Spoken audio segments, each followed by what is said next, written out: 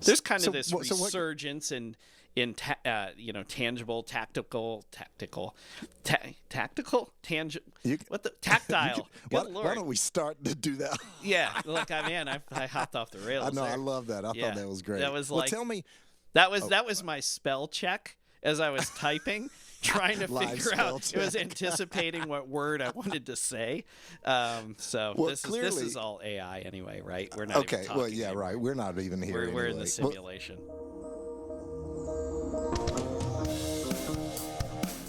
Hey everyone, it's Elliot.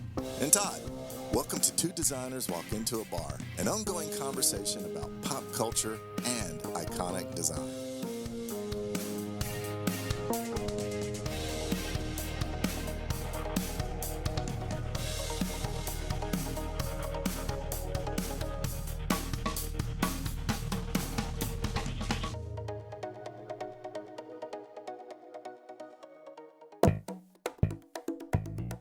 Today we're going to be talking about postage stamps. The history and origin of them, who uses them, and whether or not they're still relevant in our age of email and mail-order deliveries.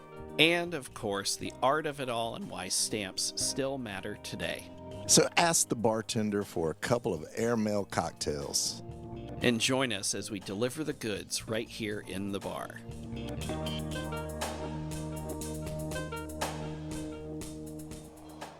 So, Todd, here we are. We're finding ourselves back in the bar yet again. And I'll tell you what, I'm inspired today because of something that I got in the mail recently. Okay. What was that? It was a catalog from the U.S. Postal Service. And as you can imagine, they're trying to sell us all kinds of things, stamps, but also stamp-related stuff. And that got me thinking about, we should really talk about stamps a little bit. I love stamps. So were the Golden Girls on the cover of this catalog? Is that what you're telling me? Listen, don't confuse this catalog cover with your issue of TV Guide, okay? Oh, stop. Okay, stop. Okay. I mean postage stamps, using them, collecting them, designing them. Come on. Well, I mean, yeah. They're beautiful. They're little works of art, but, are they being used anymore? Do people care? Oh, yeah. So I started to dig in, do a little bit of research. And I would say this. I would say as a utilitarian thing, people don't care about them probably as much as they used to for obvious reasons, right? But I think as a little bit of a novelty or as something that can, pun intended, I suppose, deliver a little bit of delight for a recipient, I would say people still care about stamps, right? So is there renewed interest in stamps now? Well, I think this catalog shows that, they must be making it for someone. They're mailing these things out. Okay. And again, there's so Todd, are you familiar? I don't want to, do a unsolicited product plug, but I'm going to do a product plug here. All right, here we You know go. about Field Notes, right? The little pocket yeah, journals? So Field Notes is doing a collaboration with the Postal Service. That was in the catalog I got, for example. Okay. I think what they're doing is they're looking beyond simply selling stamps as a thing. And they're looking at these collaborations and looking at different audiences. And, hey, if you like this, you're probably... Like, somebody who... And I include myself in this club. I have several Field Notes notebooks. So I think there's this value in writing things down, a physical notebook. And so someone would probably also appreciate a physical card. Or they probably send letters to people or whatever. So I think it makes a lot of sense, right? So I think I can connect because they're both kind of archival things. You're commemorating something, whether if you're actually using your field notes to take notes or just appreciating the beauty of how they're designed. And so talk a little bit about what got you interested in stamps. So let me break this down. All right. So the first thing that I thought of is the fact that postage stamps are a form of public art, right? They're paid for, they're commissioned by the Postal Service. So even though it's its own thing financially and it's not technically, the Department of the Treasury, like it's not supported by tax dollars, it's supported by sales. it's still public art, right? In that you can walk in any post office anywhere in the country and you can buy these stamps. You can go onto the Postal Service's website and buy the stamps. And then also, obviously, you send letters out into the world, whether domestically or internationally, and they have this little beautiful piece of art tucked in the corner. So I love the idea of stamps as public art. And then also a second thing is this idea that they are an extension of the sender's personality, often reflecting their interests, right? So even without opening the envelope, if I send you a thank you card or a birthday card or something, and there's a fun, funky stamp on it, I think you're like, oh, this is fun, this is cool, or this is so Elliot, or whoever sent this thing to you, right? And so stamps are like miniature posters on the faces of envelopes, which I really love. You know, if you think about it, they have to really, like a poster, communicate at a glance. You have to really get the stamp quickly, like, oh, yeah, that's a beautiful picture of a butterfly, or hey, cool, Star Trek, or whatever, right? Yeah, and I can imagine, Elliot, that you said it reflects the interest of the person, of the sender. And I mean, you know, they're not spending unlimited money to make these, so I imagine there's quite a discussion, quite like they have to figure out what they're going to commemorate, right? Yeah. And then they commission illustrators. You know, they have art directors on staff who commission illustrate. Yeah, you've got to look at the market. You've got to look at pop culture, and basically figure out what's culturally relevant. So that could be you know, I'm speaking generally even outside the U.S., political leaders, pop culture figures, products, sources of national pride, charitable causes, all kinds of different things, right? And then there's also an interesting history in terms of the different shapes. They're not all squares or rectangles. Really? They can be circles, triangles, all different stuff. Different types of printing methods that have been used over the years. And the confounding thing, we did a past episode about money where you talked about the U.S.'s money and some of the hidden symbols in money. Yep. I think, and I will fight anybody on this, designer or non-designer alike, I think the U.S. has some of the ugliest money of any country on the planet. I think our money is horrendous. Well, I'm going to help you out, my little friend. You just send me all of yours. I don't want you to have to deal with that ugly stuff anymore. Todd, how am I supposed to send you 100 pounds of pennies? That's going to take a lot of stamps, man. Yeah, it will. Yeah, the Postal Service will be glad to help me out, I'm sure. So the U.S., in my opinion, has very ugly paper money, but very beautiful stamps. And so it's always, I'm sort of pulling my hair out where I'm thinking, surely these two entities at some point in time, maybe they're not talking to each other, but certainly they have to see what each other are doing. And it doesn't seem like the Treasury is, you know, even though it's funny, where these lines cross is a lot of times, you know, I don't know if this is with every run of stamps, but historically a lot of stamps are printed by the Department of Engraving and Printing that also prints money. And obviously I'm sure that's for fraud and as much as, you know, certain other things like that are, you know, built in with money. But, you know, you would think that they would look at like this skid of like freshly printed stamps and then look over at this money and say, you know, I think we could be doing a better job with this money. But, you know, whatever. Yeah. I'll climb down off my my soapbox now. That's covered in beautiful stamps. And that offer stands if you want to send me your ugly money. Oh, let me get And actually, if anybody wants to send me their ugly I was money, like, yeah, you shouldn't. I'll Don't take look it at off your me. hands. Yeah. Okay, so a quick background on the world of stamps. All right. They're used pretty much everywhere. And when I say world, I mean that quite literally. I did a little bit of research, and apparently in the last few years, the Postal Service in Guatemala collapsed due to corruption. Okay. All right. And then Eritrea and the UAE don't deliver letters to people's homes. So they have a postal service, but it's basically... It's almost like the UPS store or something. Like the letter will get as far as like the post office, and then you have to go and grab it. Oh, okay. So it's not like they just throw them out in the street and you have to rifle through everybody's mail to find your particular letter. No, Todd, it's not like your neighborhood, all right? These countries are civilized. All right. Well, I have a question for you. When did stamps first become a thing as we know them today? So two guys named William Dockwra and Robert Murray established the London Penny Post in 1680. So you know the Brits, pioneers in so many things, right? Going back a long time. Yeah, 1680. Okay, so for a penny, and a penny, of course, was worth a lot more then, they would deliver letters in small packages within the city of London. So this wasn't, even across all of England or anything like that. And these were private. This was a private company. This wasn't like the Crown was authorizing this or whatever. Oh, okay. So they would hand stamp with ink directly onto an envelope or a small parcel to show that postage had been paid. So it's like, people bring it in, they give them the penny, they stamp it. And this was called franking. That was actually what it was called. But you can start to figure out the nomenclature based on that, right? We don't call it a franc. Oh, okay. Okay. So that's where the idea of a stamp comes from, right? Yeah. Okay. But stamps still aren't a thing you buy separate from a package. Right. So what you're basically asking, if I understand, is who invented the postage stamp and when? Yeah, when did the hand stamp turn into a sticky thing? Yeah, the thing we know a stamp to be today, right? Okay. Yeah. Todd, are you sitting down?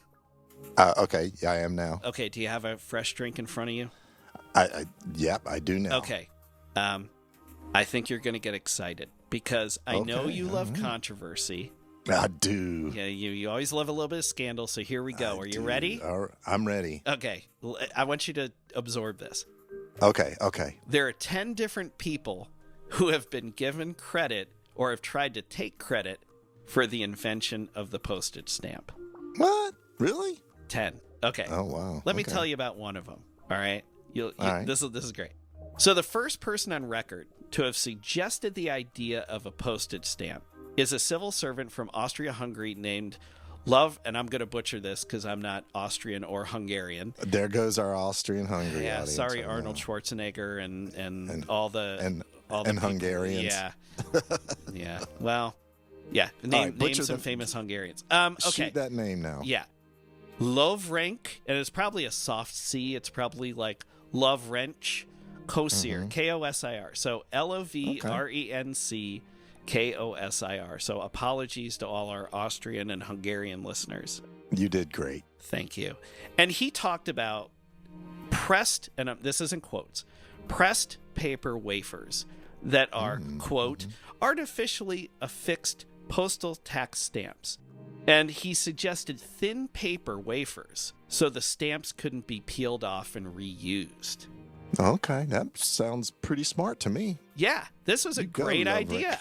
I would argue this is kind of what we're used to now, right? So you're thinking, yeah. So it caught on. Yeah, so you're thinking, what do these other 9 people have to do with it, right? Yeah, smart. Okay, just one thing, the government didn't take them up on it. Ooh, not smart. Yeah. Okay. Yeah. All right. So there's more story here, right? Great idea. Let me just put that up on this shelf here. Okay. Okay. Thanks, Loverick. Yeah. Take it easy. Don't call us. We'll call you. Okay. Yeah. So years later in Britain, another guy comes along. This guy is named Sir Rowland Hill, and he was tasked with reforming the Postal Service. So at this point, it's an official thing. It isn't just, around London or whatever. Okay. So this was in 1836, and a member of British Parliament named Robert Wallace gave Hill a bunch of books and documents about the Postal Service and tasked him to figure out ways it could be improved. And there were reasons for this. There are actually legitimate reasons. Okay. All right. So fraud was common. So basically, like if you were a member of Parliament, you didn't have to pay for postage. Your friends didn't have to pay for postage. Wow. Yeah, so the Postal Service was losing money. Yeah, oh, wait, there's more. So making that Parliament money. Yeah. Rates were high, and it wasn't even standardized. So depending upon where you went, you might pay 2 different prices for the same basic thing, same basic service. And then you'll love this. This is actually pretty inventive. So postage, kind of like a collect call. Postage was paid for by the recipient of a letter and not the sender. Okay, so this is amazing. This is what people would do. So you remember how, like, with collect calls, you could, like, if I collect called you, you could refuse to take my call. Like, you could, I'm not paying for this. Yeah. So it was the same thing with these letters. It'd be like, Mr. Coates, a Mr. Meet Me at the bar in 10 minutes is calling. Would you accept? Yeah, the call? exactly. That's No. what they did. This is so great that you're telegraphing this, pun intended. So yeah, so what folks would do is they would use coded language on the envelope, and then the recipient would take a look at it, refuse the letter, and be like, no, I'm not interested in this, right? Okay, so then there was censorship, there was espionage by postal officials. So it was a shit show. I mean, it was just, anarchy. So this is like mid 1830s. Yeah. Wow. So all of that going on, and 1830s, well, that was a while ago now, but I mean, that's modern times, right? And particularly in Britain, they should have had their shit together more for that. Yeah. Well, so I think we're in agreement here. Hill was justified in making some recommendations. So the following year he makes some, and one of them ended up becoming the modern postage stamp, although he didn't use those words exactly. Sounds definitive enough, though. It does, except for one thing. Oh, okay, here we are. Are you keeping track? Are you taking your shoes off so you're counting all these people? And I'm drawing my diagram here. Yeah. You got your thumbtacks and your yarn and your corkboard. Yeah. Okay. It's not weird at all. So, why is everyone in the bar looking at you? I can't figure it out. Okay. All right, please continue. Yeah. Okay. So, definitive enough, yes, except there's another British guy. Oh, okay. A Scot named James Chalmers. So he comes along in 1881 and says that his father, James, published an essay in 1834, 3 years before the Hill reforms, that describes, quote, sheets of stamped slips, unquote, that would be, quote, rubbed over on the back with a strong solution of gum, unquote. Oh, that sounds nice. Yeah, doesn't it? Yeah, strong solution of gum. Rubbed over on the back with a strong solution of gum. I think what he meant to say was, like, just flooded with moisture-sensitive adhesive is the way we might say that now. Yeah, I think he was saying give the stamps a massage. Give the stamps a rub down. Okay, but I don't know what you do with your stamps, but from now on, just email me. Okay. There's one problem here. The essay had a date of February 17th, 1838. So the essay, when it was published, by a third party, it's a year after Hill's recommendations. So that's a problem. So the Scott guide is like, yeah. It's sort of like I think he doesn't really have a claim, right? Okay, so for all of you keeping track at home, I'm keeping track for us here in the bar. That's 2 people. You mentioned 10. Yeah. Okay. Right. I don't have time to go into all of these folks. So I don't know if this is a situation of, simultaneous invention or, it's not like there was a patent on the stamp. It's not like the person who laid claim to the invention would get some kind of royalty for each stamp. So I don't know why this was like such a thing, but times were simpler back then, I guess. Yeah, okay. Yeah. So other claimants include or have included in no particular order, Todd, John Gray, who is a guy who worked for the British Museum, Samuel Forrester, a Scottish tax official, Charles Whiting, who was a London stationer.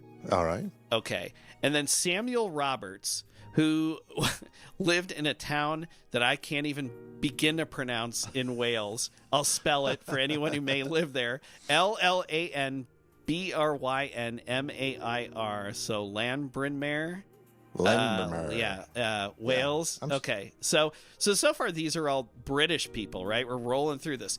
Another guy, Francis Worrell Stevens, a schoolmaster at Lawton, which is a part of London, sort of on the outskirts of London, an area of London. Okay. So these 1, 2, 3, 4, 5, 1, 2, 3, 4, 5, 6 British people, right? So a lot of, which makes sense. They were the ones who had the first postal service. But not to be outdone, I think Austria and Sweden needed to get in on the act. So respectively, we had Ferdinand Agarter of Spittal Todd, I think you and your family might be descendants of Spit. That's Spittoon. Yeah, that's the town next door. Okay, Edgar. Okay, Ferdinand Edgarter. Yeah, like the word garter with an E on the front. And then Garter. Okay. Curry Gabriel Treffenberg. Ooh, that sounds delicious. It does. And he's Swedish, so maybe he invented the meatball. And the Swedish fish. Ooh, yeah. Oh, okay. No, well, okay. So clearly, Britain, the United Kingdom, had a pretty major hankering to get some stamps in order. If most of those people were British, but clearly some of the Europeans got in on it too. Yeah. So this is very much at this point a European thing. Okay, so at the end of all this, the first adhesive postage stamp, like what we think of a postage stamp as being now, was invented, and it was called the penny black. Okay, and it was issued in the UK in 1840, and we'll put a picture of this on the episode page. It's printed in black ink. It has a profile of Queen Victoria looking left against a black background, so she's knocked down in white, reversed out.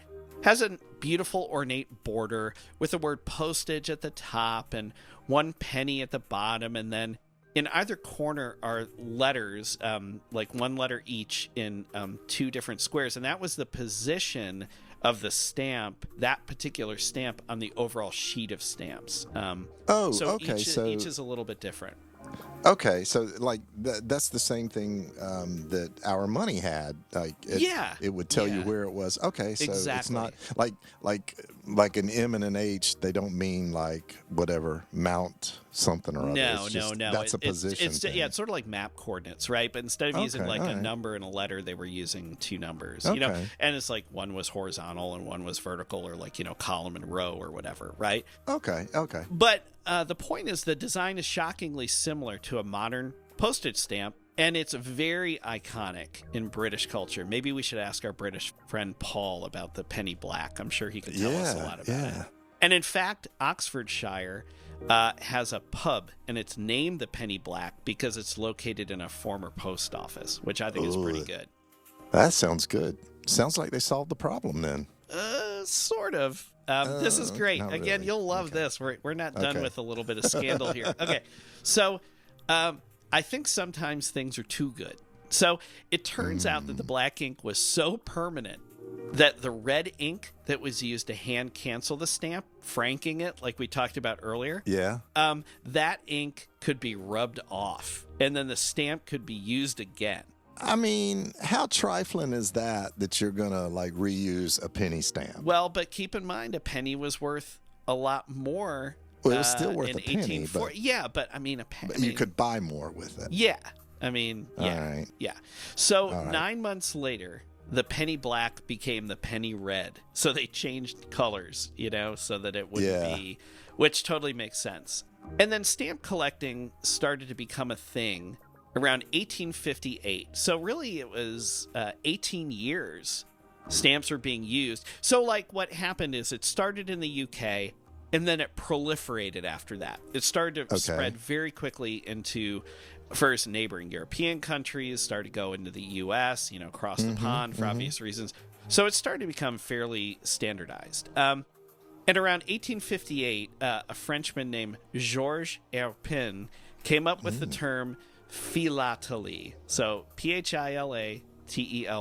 Big in Philadelphia, but probably other places too. Okay, so that's what stamp collecting is called? Yeah, stamp collecting, Philately. Stamp appreciation. Oh, okay. All right. Well, I wish our bar tab could be washed away as easily as that red ink. Good news. I just ordered a couple of mind erasers for us. That sounds like it's just adding to the problem. Look, after a couple of rounds, all your worries will be wiped away. Then I'm thinking you may disappear as well, my friend. Nah, Todd, we're a package deal. Nope, return to sender. Nope. We'll be right back.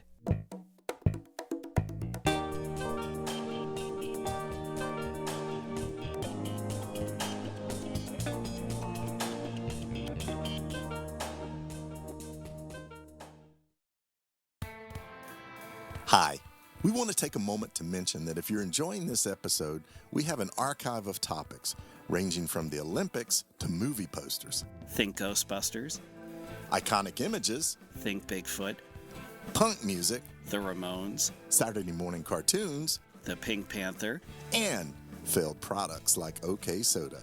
Visit our website at twodesignerswalkintoabar.com for full episode notes and visuals, the latest blog content, and to sign up for our newsletter. Follow us on social media. We can be found on Facebook, Instagram, Twitter, LinkedIn, and YouTube. Find the links on our website or search using the phrase Two Designers Walk Into a Bar. Most importantly, leave a review on Apple Podcasts. It helps more people like you find podcasts like this. And tell a friend about us. Send them a link to our podcast from your listening platform of choice. And if you're inclined, buy our merchandise. Stickers, coasters, magnets, t-shirts. We're designers. We make good stuff, and it helps support the show. Get in touch.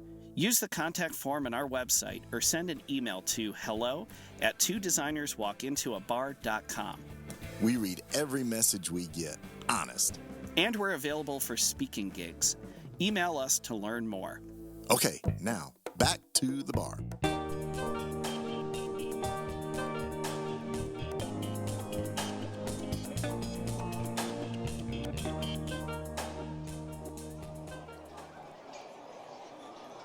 Okay. All right, we're back in the bar here. Great history lesson, Elliot. But what about the stamps themselves?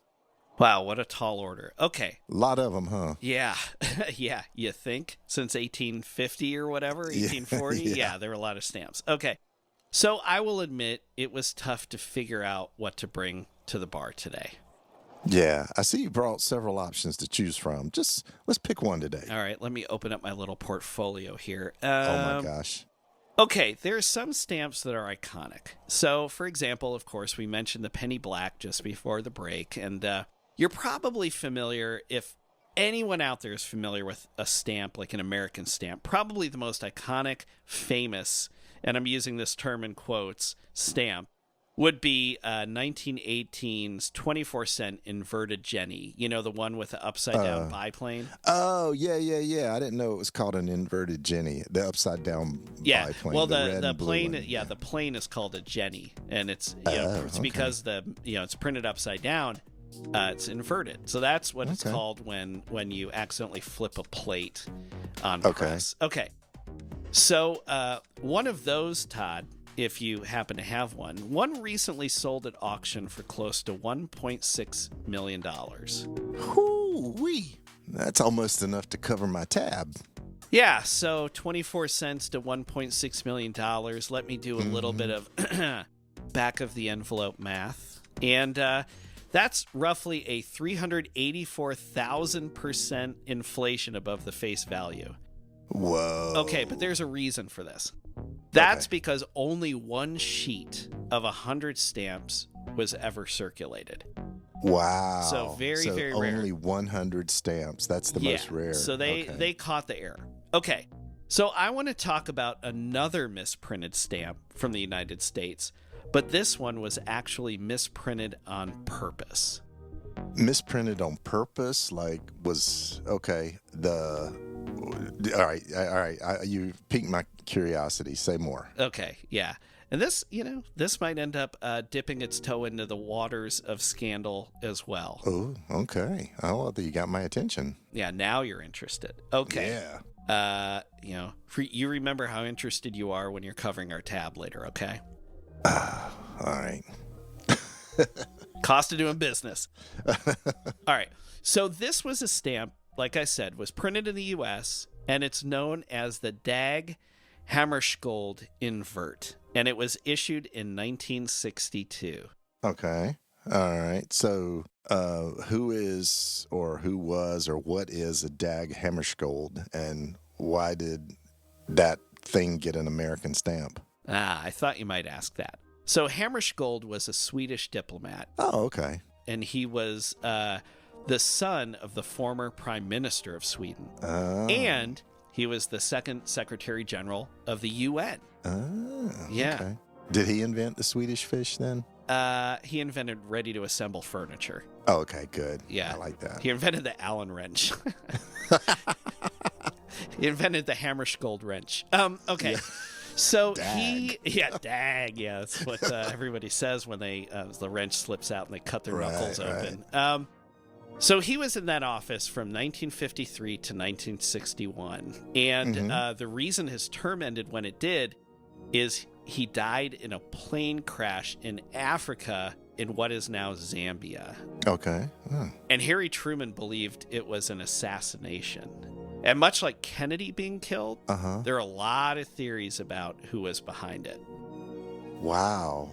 Okay, so that's kind of a super sad story if that's true. But what we know is his plane crashed in what is now Zambia, and there was a lot of conspiracy around that. So it was a commemorative stamp then, a memorial of some kind? Yeah, exactly. Oh, okay. All right. So tell me what happened. So let me describe the design of this stamp. Okay. It's horizontal, it's a rectangle, and it's printed in 3 colors: black, brown, and yellow. So the black is the framing border with Hammarskjöld's name, birth, and death knocked out of a thick bar along the top. So it's knocked out in white. Okay. So Swedish. The image area with the UN headquarters, portrait, and title of Hammarskjöld and the face value, 4 cents, is printed in brown. And then the background tone is printed in sort of a mustard yellow. Okay. All right. Sounds pretty typical then. It does. Just one problem. Okay. For whatever reason, when the Bureau of Engraving and Printing, our friends we mentioned earlier who also print money, when they produced the initial run, the yellow plate was flipped and it was off register. And as a result, there's this funky overprinting. There's these abstract white shapes knocked out of the yellow area. It's actually kind of cool looking. Were they like, oops? Yeah, one would think. Yeah. So you're thinking probably, like the inverted Jenny we talked about earlier, hey, this could be worth a lot of money. But, okay, to be clear, this was an accident. At least at first. Okay. So, all right, say more. Okay. Remember I said this was a deliberate error? Yeah, okay. This is where things start to get interesting. So you'll love this. The postmaster at the time was a guy named J. Edward Day. So he oversaw the erroneous stamps being printed and distributed. Okay, so in thinking about this was over 50 years after the inverted Jenny, and folks must be looking at these stamps and thinking, jackpot. Yeah, right. Yeah, I mean, the inverted Jenny, like we said, it was certainly famous at that point too, right? Okay, so this mistake, all these stamps start going out. Remember, it was much more than just one sheet. The inverted Jenny was caught quick. Day didn't have the same well-oiled machine. So these things start going out. And so this mistake was known as Day's folly. And you're probably wondering, how did he fix this? You mean printing them correctly? Well, that, but also how do you keep people from fighting over these incorrect stamps that are suddenly out there in the world, right? Yeah. How do you get them back? Yeah, it's tough. Who knows if the Postal Service was even looking at them. They got these packages of stamps. People come in to buy stamps. Here, take these stamps. Okay. So you could try to get the stamps back, or you could actually do the opposite. So you print a bunch more of the stamps incorrectly, and then you flood the market with the mistake. So that way the stamps are actually worth no more than their face value of 4 cents. And you'll love this. Day, the postal master, he had a great quote. He literally said, "The post office department is not running a jackpot operation." End of quote. No truer words were ever spoken, right? So how many of these stamps were originally printed then? Great question. No one knows. Oh, okay. But I can give you some numbers here. So there were ultimately 121,440,000 correct stamps that were printed. So these are the correct ones. Okay. Plus 40,270,000 of the incorrect stamps. I mean, there are a ton of these incorrect stamps. Yeah. So most of the inverted stamps didn't have a clear date, making the different lots impossible to differentiate. So even if you had one of these original sheets before the error was spotted, there was really no way of knowing. At this point, they're like we said, worth no more than 4 cents. Okay, but they must have appreciated because of this whole story. How much are these stamps worth today? How much is just one of these stamps worth today? Oh, Todd, I have some good news for you if you lay your good. hands on one, okay? I'm looking. Okay. A mint stamp Yeah. has appreciated 10x over its original face value. So 40 cents? 40 cents for a new mint condition one, 35 cents for a used one. Oh, okay. $3.75 for a mint condition block of 4, and $20 for a mint condition sheet of 50. That's a far cry from 1.6 million for inverted Jenny, right? Yeah, so Day's plan totally worked, right? Yeah, okay. Okay, and what I think is cool is that he leaned into the mistake, and as a result, we have this widely circulated funky design. Yeah. Like I said, you can get one of these for 40 cents. It's not like the inverted Jenny for 1.6 million. So totally unintended, but kind of cool. And I think it also tells the story about how the stamp was made, right? So people had to figure out why the mistake happened. But Todd, you'll love this. This is, again, where we get into the scandal. There's a couple little nuggets I want to talk about as we wrap this story up. Okay, go for it. So when any stamp is printed, one of them gets affixed to an envelope and it's sent through the mail to be canceled with a date to confirm its first day of issue. Kind of like how when you want to, copyright something or whatever, you mail it to yourself. Okay, right. So the post office does that too. Okay, so this happens. And a jeweler in New Jersey named Leonard Sherman found that it's called a discovery sheet, this envelope. So he finds the discovery sheet. And he thought he had hit pay dirt with the inverted stamp, right? Because he hadn't seen a lot of these yet. It wasn't known.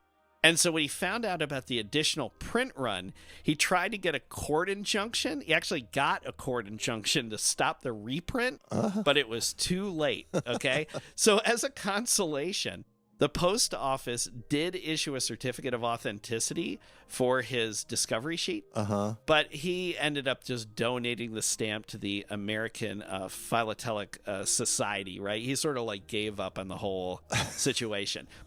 But Todd, all roads, as you well know, lead back to one of two things. Yep. They either lead back to the movie Airplane or our beloved Mad Magazine. Mad Magazine, right. Okay, so you're telling me this famous stamp was part of Mad Magazine?